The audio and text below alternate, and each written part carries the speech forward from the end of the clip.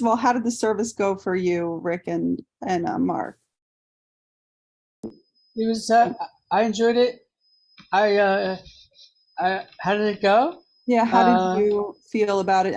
Well, what did you Yeah. learn from the experience? That's the question. What did you learn? Well, humorously, I can say there was a heightened level of nervousness. But what did I learn from it? Mhm. I learned that I got some feedback saying that sometimes I sounded dramatic and insincere, and I consider that important feedback. Okay. So how do you think you can help yourself work with that? Well, I can say there's going to be different reactions, and I could continue to be dramatic and insincere, and I could also find a way to say what could keep within the confines of what I believe to be true. I could go that route. Okay. So And find things. Find ways that it feels authentic to you, maybe? Yeah. That's an attractive. Yeah, sorry. Rather than read things in the Siddur that I don't agree with. Yeah. That might be a really nice thing to try for you. Did you learn anything from the service? Did you take anything away from the experience? Well, I guess I learned something, I think, by focusing on the one prayer, on the and that was kind of a good idea, and going in between the musical version of it and then the prose version. That seemed to feel good to me. Yeah. But the main thing overall is I thought that, doing this as a team seemed to me like a good idea, Yeah. that, it takes the pressure off and allows you to focus. And, it's like, it's a good idea of a way to go for the future to me. Good. All right. Well, I'm going to show today we're going to focus on Psukey de Zimra, which is the part that Rick led. So as you can see from our chart, Shira led Birkut Bakar in our service. Are you okay, Judy? In chronological order, I guess? Yes, of the service. And then we enter Psukey de Zimra, which is the part that Rick led, which is Psalms. Now, traditionally, they're sung. And so if you'll notice, they start on page 177 if you have your Siddur.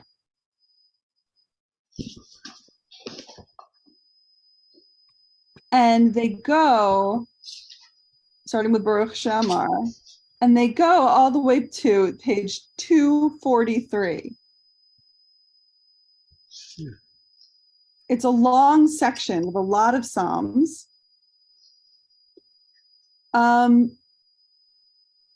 I have a lot of questions to ask about this section. I want to hear your thoughts. So for one, the first, which I think is an easier question, is why do you think they're sung, and what does music do for you?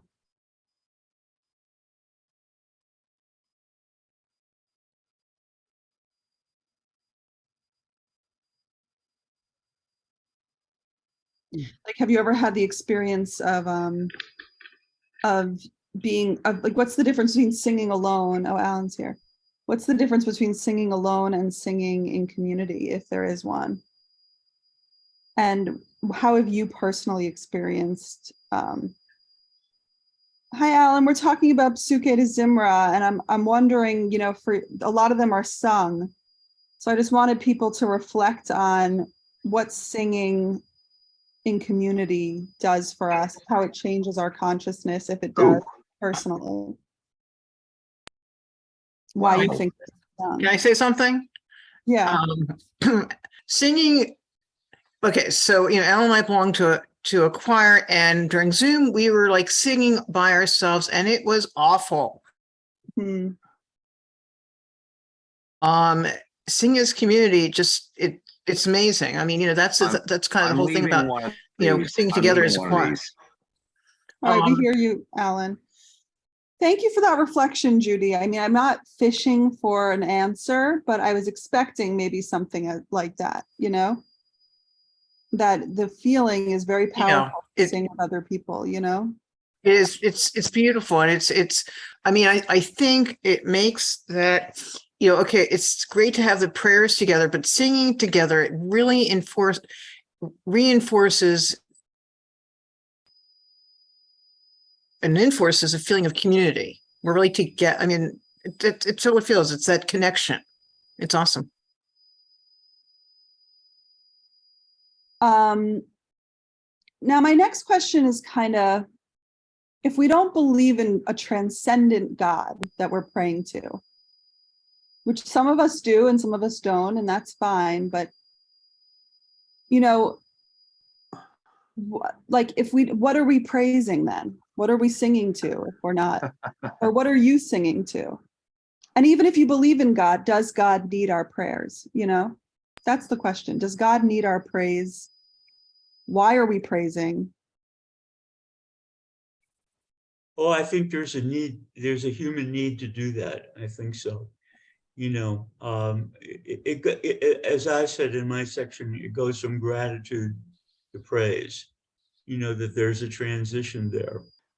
To be honest, I feel when I'm reading, I feel fine when I'm singing the English. I mean, singing the Hebrew, and to some extent singing the English. But when I'm reading the English, I feel the praise is a little over the top sometimes.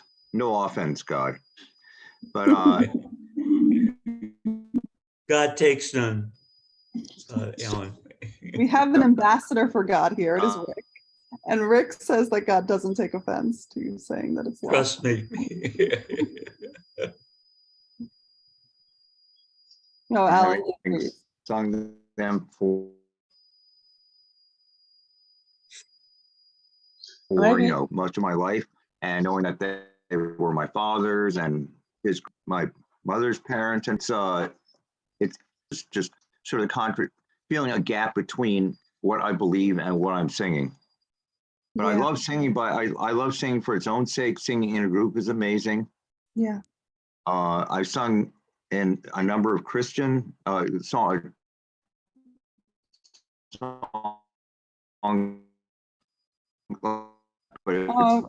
Alan, can you turn your video? Can you turn your video off? Before God and nature being sort of one of the. I hadn't thought about it that much, but I think I got this much that Alan was saying sometimes there's a gap. And what do we do with that gap? How do we make meaning out of these praises? I'm just going to show you the chart one more time, because I don't think I stressed this enough, that Psukey to Zimra, verses of praise, verses of song, is connected to the level of Yetzira, which is the world of emotion. So we move from the world of action, Birchot HaShachar, which Rick calls gratitude. And then we move to praise, which is the world of emotion, of the heart. Why do you think this section is aligned with the heart?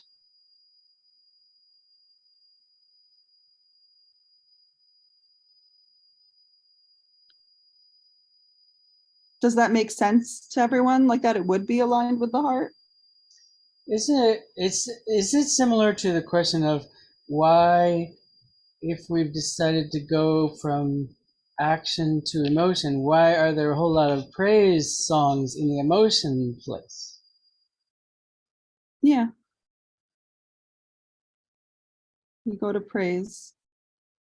Well, only if it's helpful to think of it that way is I think. We have songs for every part of the service, I suppose. Mm-hmm.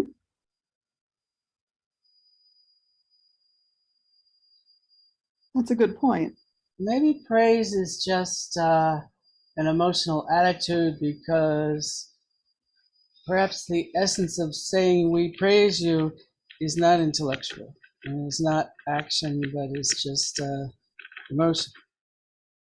I love that. So if we're going from the emotional space inside of ourselves, does that make it different in any way in how we approach praising? It gives access. So I'm going to come up with this. It gives access to an emotion that we feel, we like to feel, we often feel. We get together to feel this emotion of praise. And we have the chance to do it here. It doesn't feel that way for me, but I guess for other people, they feel that emotion. And it's a How big does part it of the feel to service. you, Mark? It feels you- fake, It feels, this is something I don't believe, unfortunately. Yeah. So I could go with some songs because, like Leonard Bernstein said, that the words in opera are really very, very brief and even simple, but the music is powerful and we feel tremendous amount of emotion. And maybe the same here, we're feeling a lot of emotion. So, I mean, what words would work for me would be words of awe about the amazingness of the universe. That, for one, that would definitely work I could feel sincere about words like that. Interesting. So you have one thing that might work for you that you're already aware of. At least one. At least one, that there's awe that maybe means something to you in that section. Yeah. Like, yes, I don't need to expand on it, but there's plenty that could be expanded on. Okay. Well, So, I'm thinking of, the simplest kind of thing of like the Hallelujah chorus, yes, yeah, that, Handle, I think, it's just that one, basically that one word repeated. And it's like, it's elevating, it's kind of an elevating when, people stand up for it, I believe, or traditionally stand up for it. And you can stand up for it because there's a sense of it being in an elevated state. That's my sense of it. So, I personally am atheological. It's not I don't believe in God or believe in God. I call it God, the great mystery. I got that from Native American, experience. But I do believe that we do go up like the ladder, like the Jacob's ladder. I do believe that we can ascend spiritually, and I think this is, functionally we're going between gratitude and the Shema, or the beginning of the service and the Shema and so forth. So we're raising to an elevated state to be able to get into that unitive state. I love that. Elevated to go to unitive. Mm-hmm. It's beautiful. So I wanted to look at some of the Psalms. Would that be okay with you? Does everyone have their Siddur? Mm-hmm. I do. Okay, Judy's saying 1 second. She's going to go grab hers. So I chose 4 Psalms to look at. I was going to maybe break us into groups of 2, but I think with Alan's note come in 3 times, like he has 3 boxes. So I think with the technical problems, I'm not going to get started with that. We'll just look at a few together. So let's look at, I chose Psalm 36 on page 201.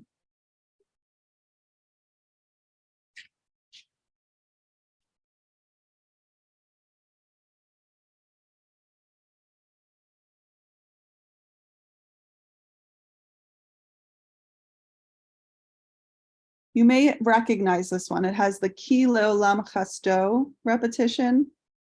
That Cantor George sings Ki Leolam Chasto, Ki Leolam Chasto. Odu Ladonai Kito, Ki Leolam Chasto, which means because he is good forever.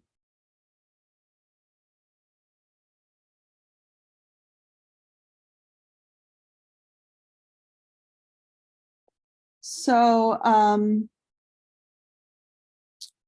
who wants to read through it in English? Let's compare some of these Psalms. So I've chosen 4. We don't maybe have to do all 4, but let's hear it. If someone wants to read it in English on page 200, let's see what it's saying.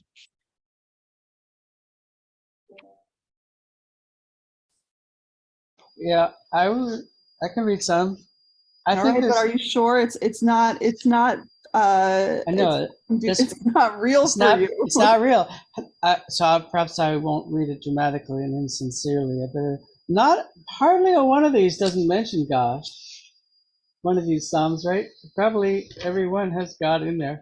So why don't you substitute deep reality when you say Yeah, it? that's one way. And another is we often reconstruct or pick only a couple of verses. And so, moon and stars to rule the night. That's a good phrase.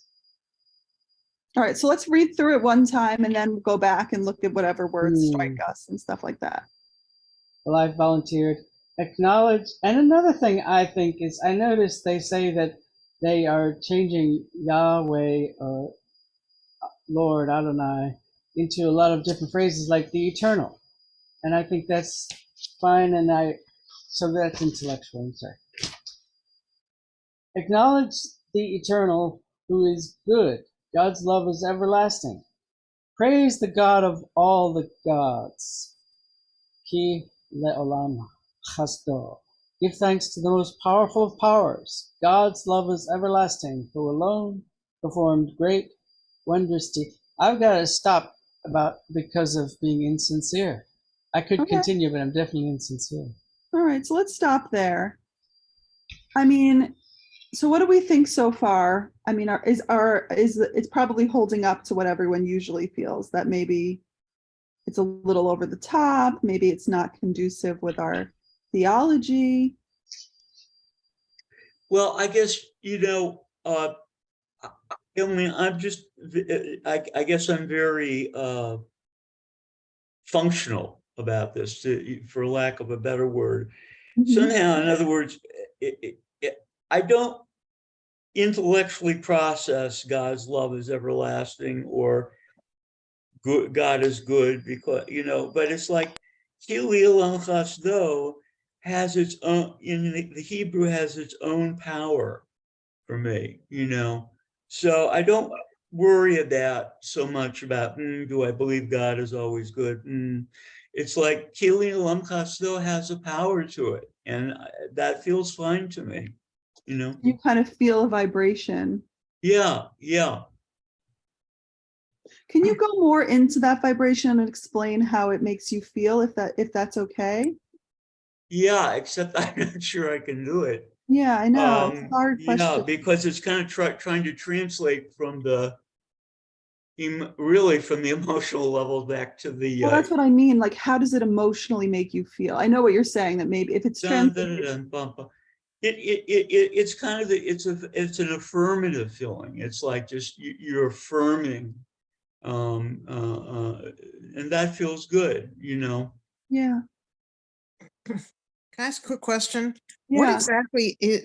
What is the translation of Ki le'olam chasdo? Because your chesed, your loving kindness. Oh, so that's what it means, is because of your loving kindness? Forever. Because forever is his loving kindness. Okay, thank you. Yeah, they're translating it here. God's love is everlasting. Oh, okay. Thank you. Which is a great translation, actually, because, yeah.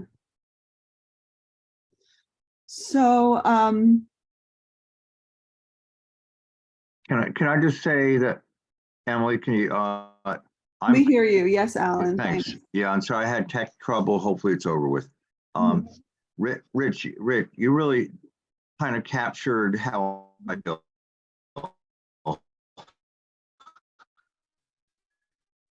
Oh, it's breaking up again. And I've sung it also, different pieces like that, and that I just find very uplifting, even if I may not believe somehow singing a foreign language is almost easier. Yeah. Because you can just do it for the sake of the music, if that makes sense. Yeah, that's a really incredible thought. Rick, I mean- what you brought about the changing of consciousness to be able to move into unity Mhm. is really something I think we can really use. Hmm.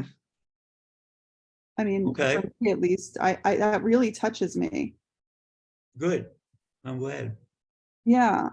So, okay, so we have the phrase that keeps repeating, Ki leolam chasto. Does anyone else want to read some more of it? Or we can go to a different psalm. Yeah. For Okay. time's sake, Emily, we might want to move on, but we don't have that much time if we want to do 4 of them. All right, let's go to page 217. Well, okay, and then we can go back and talk about maybe how we would think about like leading them, you know? This one I picked because there's some songs in it that, you know, Lema Ana Chai V'Rei. Shlomo Carlebach, we do sometimes. So I chose some of the ones that we use a lot, but let's read the translation of this one. Judy, would you like to read it? Sure, Page 216. sure. I have to say, I love this melody. This is one of I have lots of favorites, but I just think it's absolutely beautiful. So, Yeah. I rejoiced, excuse me, I rejoiced whenever people said to me, let's journey to the house of the unseen. Our feet would stand inside your gates, Jerusalem, Jerusalem, built up a city where all things converge, the place to which the tribes would climb, the tribes of Yah, the place of Israel's witness for acknowledging the name of the eternal. For there the seats of justice dwell, the thrones of David's house. So let us say, Shalom, Yerushalayim, and let all who love you be consoled. Great solace be upon your force. Salvation's rest amid your halls. For all my kin, for all my friends, may I now speak shalom to you all. And for the house of the indwelling one, our God, I only seek your good. What page is that? I'm sorry, I missed that. 216. 216. 216. Okay. So that feels to me very different.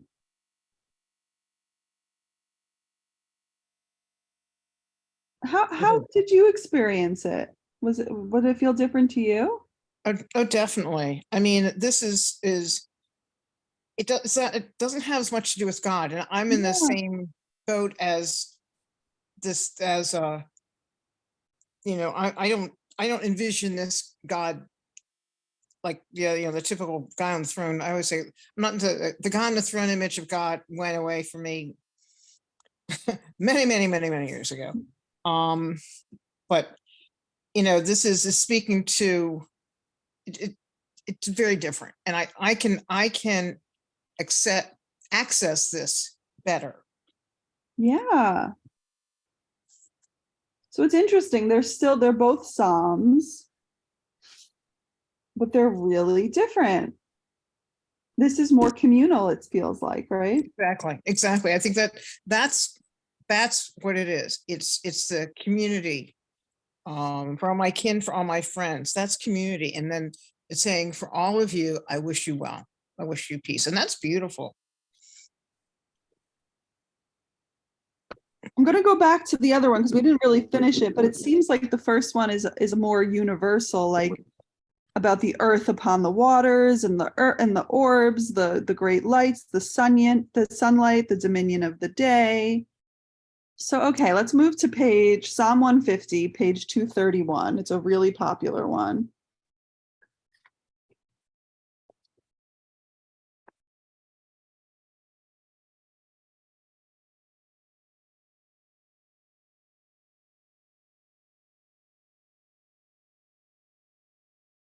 So there's lots of melodies for this one. Rick, would you like to read it, page 230? Sure. Hallelujah. Mm. Call out to Yah in heaven's holy place. Boom out to Yah across the firmament. Shout out for Yah, for all God's mighty deeds. Cry out for Yah, as loud as God is great. Blast out for Yah, with piercing shofar shofar note.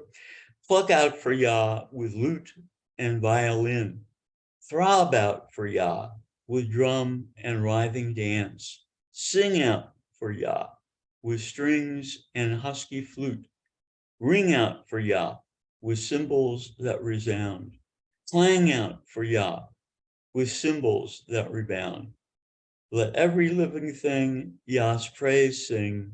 Hallelujah. Let every living thing Yah's praise sing. Hallelujah. Oh, Alan's back. Amen. Thank you so much, Rick. Sure. What are your thoughts on this psalm? Well, it's interesting saying it. I haven't really said this in English, I don't believe. I didn't realize like the poetic device of the call out and then shout out and boom out. I poetically, I've just found that, it's just it's an effective tool, Yeah, and I think it's a sound translation, because even though they're all hallelujah, the words that come after it, begavurotav, has a sound. Obviously, we know that word gavura has that sound of strength. So the fact that they chose boom out or shout out for that, like, makes sense. Like, there's a quality to it, right? Mm-hmm. Yes. So yeah, so I think it's a good translation. Mm-hmm. So any other thoughts? How does it compare to the others? Or any thoughts just about this one? Yeah, say that this one is praise, bunch of ways of praise Yah. The first one was Yah does wonderful things in the cosmos, like Babylonian, and does all these miracles involving.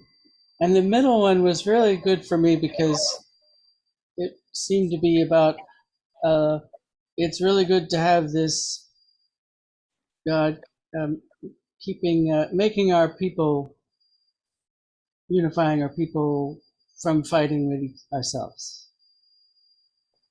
So I would call that not just congregation, but the importance of politics, political sharedness. Mhm. Yeah. You guys are doing great. Rick, so far out of the three, would you say that each of them hold your intention of elevation? Yeah, I would say so. Yeah. Mm-hmm. Each of them in different ways, or in the same way? What do you think? That's a little tricky. Yeah. Yeah, it's a little tricky to talk about. Yeah. But I just, it does also make me aware of how well crafted the Tehillim, Mhm. the Psalms are. Don't normally think of that. But they are really very well crafted. So far, we've discovered that they're not all the same, which I think is not something we realize often. I feel like I don't realize that. I'm like, oh, the Psalms, Right, yeah. But they all seem to be pretty unique. Let's look at our last one. Psalm 92, page 209. I guess I went backwards. Okay.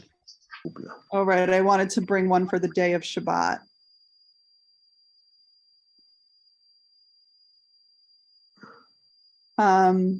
Mark, I'm not going to make you read. Alan, your internet is not so good. Maybe I'll try Yeah. it this time. I think it may be better. Okay, give it a try. Page 208. To it 1 second. And it goes Right. all the way to the next page as well. Okay. What, a song for the day of Shabbat? That's the one? Yeah. Okay, let me know if you can't hear me well.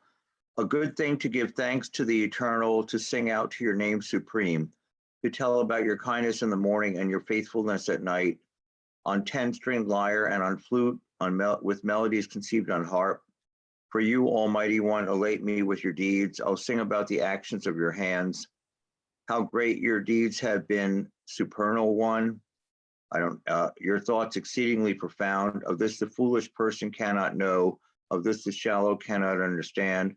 For though the wicked multiply like weeds and evildoers sprout up all around, it is for their destruction for all time. But you, majestic one, are lifted high eternally.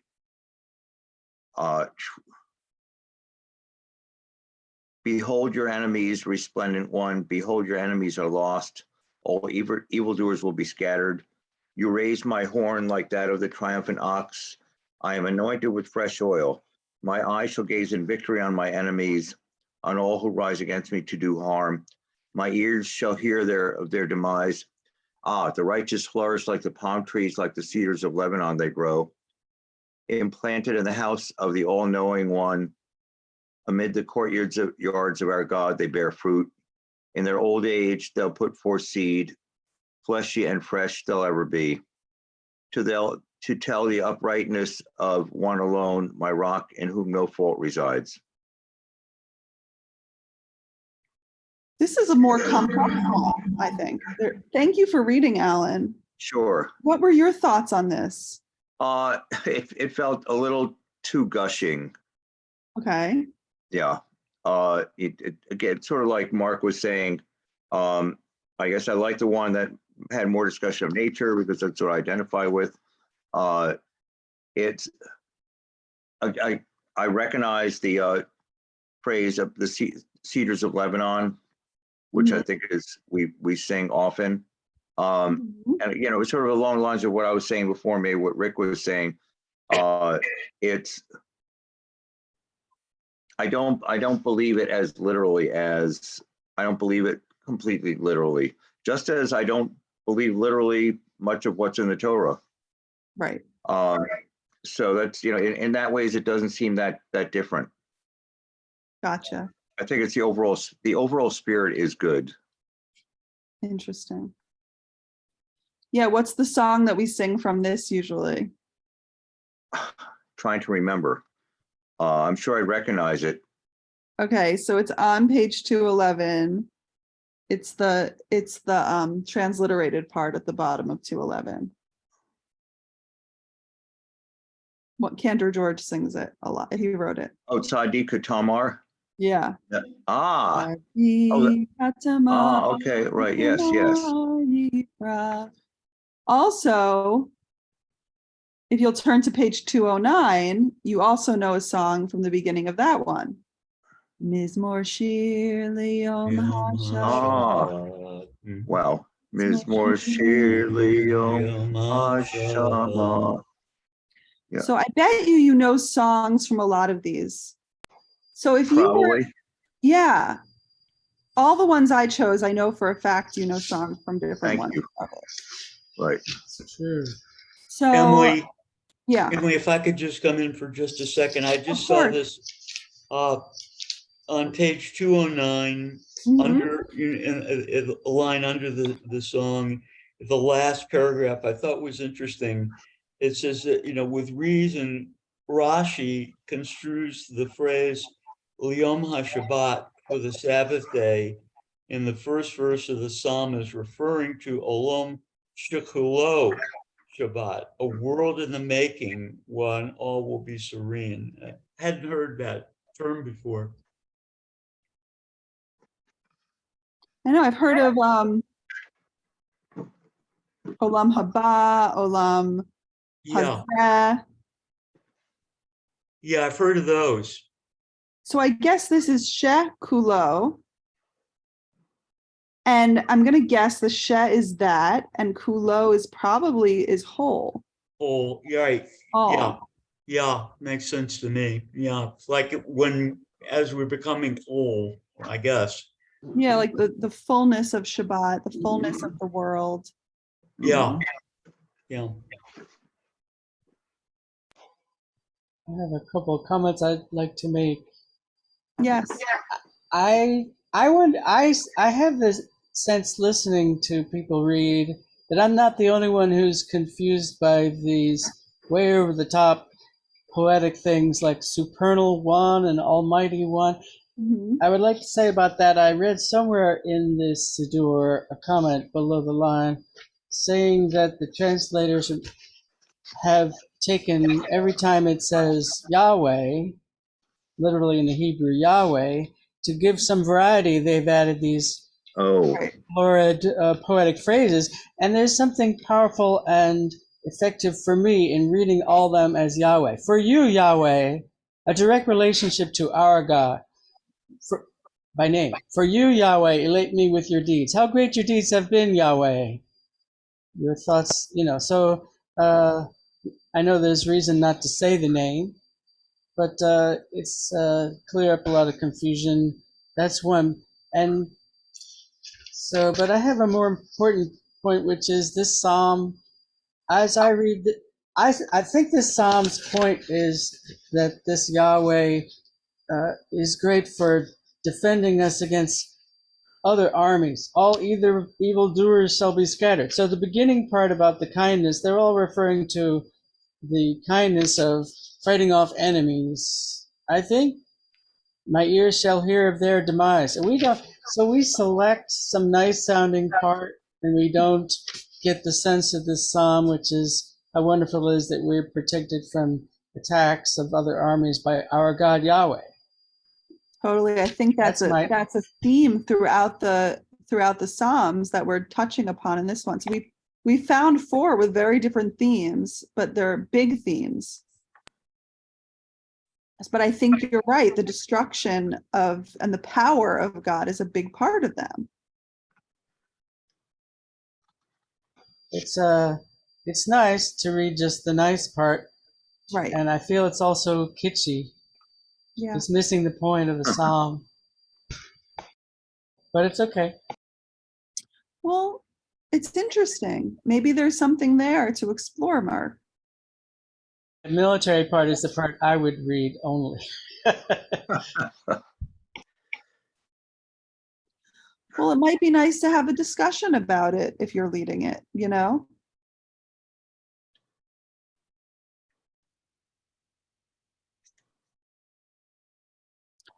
So for your assignment, because I think, well, we have 9 minutes, but I'll tell you your assignment if you want to do it.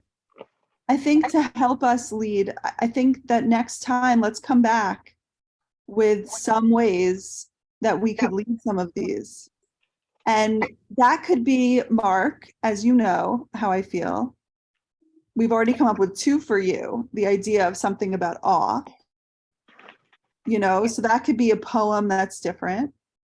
Or it could be something, you could conduct an experiment of a conversation about you can gather some of the parts throughout Psalms, maybe about the warrior. So maybe give that a try, or something else, whatever comes to mind. Rick, something about consciousness, and maybe picking 1 or 2 Psalms that you could find. I know that you're very in touch with a lot of songs, Jewish music. Yes. So search YouTube and find some of your favorites that you can share with us would be a nice way to do it. Or you could bring a new one for us, Of songs other than this, you mean, or versions of this? I think whatever you want, but I would go Okay. for some versions of this, or Okay. songs that you think cover the themes or speak to you in this way. It's up to you to decide. Okay. But you have a lot of resources, that maybe you would like to Yes. introduce to us. Yes, I do. Judy, do you have any ideas about how you might go about leading some of the Psalms? Oh, you're muted. No clue. Yeah. Sorry, I don't know. Yeah. I mean, it would be, I'm not familiar with him at all. Yeah. I mean, it would be interesting to see, I'm not even how to articulate this, get away from the, praise God, the anthropomorphic thing of God, of how you can get away from that. Because it seems like, and we haven't spoken about it, but I think the four of us have all don't do the guy on the throne thing, which is something I love about being Reconstructionist. But anyway, so yeah, I don't know. Suggestions. How can we do the Psalms and get away from the guy on the throne thing? Suggestions, anybody? Yeah, Really- well, Yeah. I have an idea of something, and I found, and it's interesting that it seems at least most of us in this prayer group don't believe literally in God on the throne, which is in a way refreshing. The bottom of 208, there's a little commentary that I might lead with myself. If I lead, it is good to give thanks. Why? Does God need our praise? No, we do, to awaken to wonder, to holiness, to God, or I might add, or however we conceive God. It is good to give thanks, for through thanksgiving comes awakening. That's brilliant, Alan. The power of Rick, gratitude. does that align, Rick, to how you would say it? That's brilliant, Alan. Thank you Thank so you. much. Thank you. I didn't. I wish I could say I wrote it myself, but No, but I it's think brilliant. Rick could have written it. That's exactly what Rick was talking Yeah. about at the beginning. yeah. It's Rabbi Rami Rami Shapiro. Shapiro. Shapiro. Yeah. It's so well said. Thank you for bringing that up. So you would start with that, and then where would you go from there? I go from there to reading God, and I need to find my prayer book so things are easier to find. There was one that mentioned nature quite a lot. To read that to the with that in mind, and keeping and sort of some with that in mind, and keeping in mind that this is how I would like to view the Psalm. I would like to lead us in, and I have Oh, it was doing so well for a while, Alan. You were so with us. I'm so sad. I want to hear where he was going with it. What I was feeling like I wanted to say to Alan was, if he's going to read about awakening. Oh, it seems like he's coming back.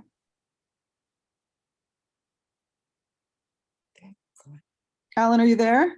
okay. Sorry. So what I was going to say is, just for your second part, when you move into we awaken to wonder, to holiness. Through Thanksgiving comes awakening. Yeah. So how would you make that happen? I'd have to think about it a little, to be honest. Yeah, of course. And so that is the assignment. So for your attention, so basically prayer can be a discussion, it can be talked about, but a prayerful space, and I know I say this a lot, is to give an experience, and so Rick's talking about, and we're talking about this experience of awakening. So the question really is, how do you mold a space, craft a space where somebody might be able to experience this? Wow. That's and cool. So, yeah, it's a big question. What did you say, Alan? It's cool? Yeah. Oh.